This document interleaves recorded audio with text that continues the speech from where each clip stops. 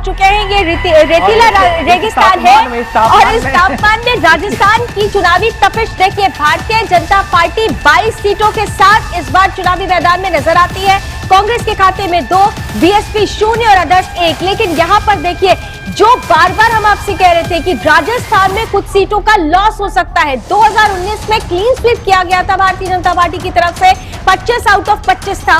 लेकिन इस बार 3 सीटों का लॉस यहां पर बीजेपी को 22 सीटें मिलती हुई नजर आ रही है। जी मुकेश जी, दो सीटें यहां पर एक जो फैक्टर जो आया है यहां पर बीजेपी के भीतर में जो थोड़ी सी नाराजगी जो संगठन के स्तर पे, खासतौर पे वसुंधरा राजे सिंधिया के अलग हो जाने की वजह से ये फैक्टर थोड़ा सा वहां पे दिख रहा है। एक जो हनुमान बेनीवाल की सीट है वो भी अलग है, तो वो भी लग रहा है कि वो एक फैक्टर हो सकता है। लेकिन मुझे लगता है कि ये सीटें जो राजस्थान से जो सीटें हैं, राजस्थान में टक्कर पहले भी लोग बता रहे थे कि वहां पर काफी, हालांकि मैं राजस्थान के उन इलाकों में, लेकिन मैं अलवर के साइड में गया था तो वहां पर बीजेपी की लहर थी और उस बेल्ट में जो है बीजेपी मिलेगी। और 22 जो सीटें बता रही है वो मुझे लग रहा है कि ये जो सीटें कम हो रही है लामनी 3 सीटें, वो सीटें मुझे लग रहा है कि बॉर्डर एरिया की जो सीट है वो है थोड़ा, वो उनकी जो सीट थी जो हमारे कैलाश चौधरी हैं उनकी सीटें में फंसी हुई थी। एग्जैक्ट तो फिगर तब पता चलेगा जब हम इसके विश्लेषण में जाएंगे भीतर की कौन सी 3 सीटें हैं जो बीजेपी के हाथ से निकल रही है। तो ये जो है 22 का आंकड़ा है, हालांकि बीजेपी के लिए अच्छा नहीं, क्योंकि बीजेपी इसे स्वीप करने के मूड में थी और स्वीप करते जा रही। पिछले 14 में भी पूरा स्वीप किया था,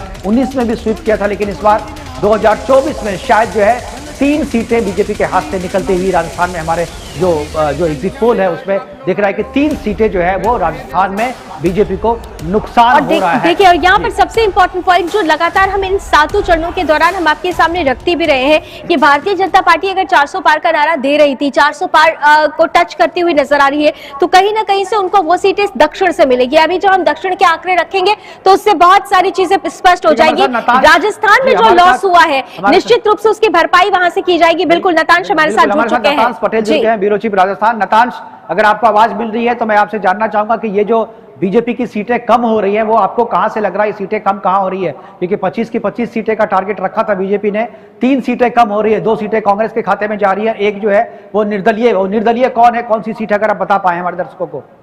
जी हाँ, मैं आपको बताना चाहूंगा कि राजस्थान में ऐसा देखा जा रहा था कि साल 2014 के बाद साल 2019 में क्लीन स्वीप करते हुए नजर आ रही थी बीजेपी। लेकिन इस बार बकायदा जो गृह मंत्री अमित शाह हैं उन्होंने भी एक मीडिया इंटरव्यू में खुलासा किया था कि हमको राजस्थान में नुकसान हो सकता है, और ठीक वैसा ही हो रहा है।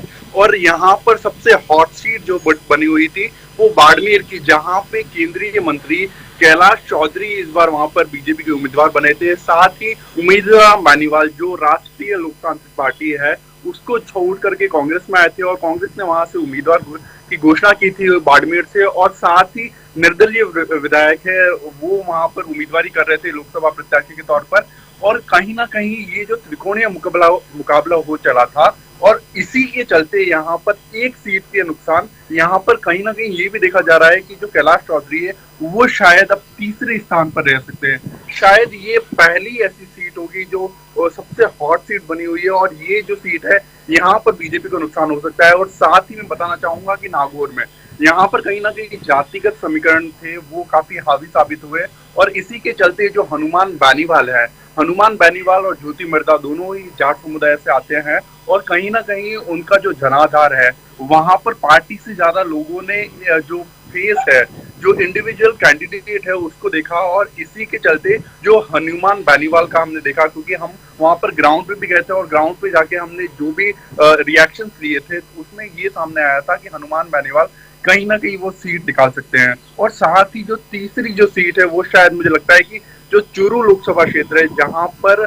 देवेंद्र झाझड़िया जिनको पैरा ओलंपियन है उनको बीजेपी ने उम्मीदवार घोषित किया था।